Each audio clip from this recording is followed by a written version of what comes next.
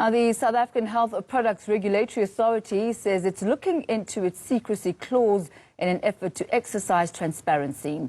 The drug regulator has been criticized for its secrecy on the applications and approval of COVID-19 vaccines. SAHPRA has also said it's not involved in the procurement processes of the vaccines.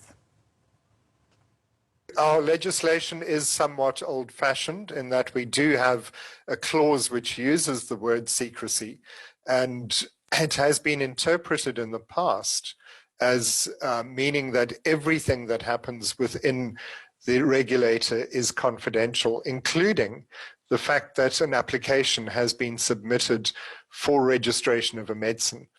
So we are shifting to greater transparency, but at the moment, the meetings of advisory committees or the engagements within the units of SAHPRA are not reported transparently. One of the plans for the future is to issue a public assessment report in the same way that other regulators in Europe and Australia, for example, are doing.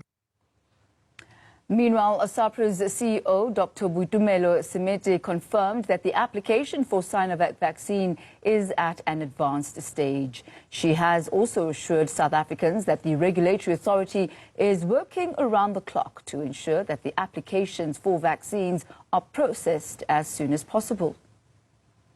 Just to indicate again that with the Sinovac vaccine quite advanced, we hope to have a decision out in the next coming days or so. I also want to just indicate that we have received an application for Sinopharm, and also just to educate the public that while we make reference to these vaccines in the names of the manufacturer, from an application perspective in the country, we could have more than one applicant for each one of these vaccines, and every application we receive, we have to review it for that applicant, because they could be manufacturing in a different site to another applicant. What I also want to highlight is that typically a process for authorizing vaccines takes about 20 months or so.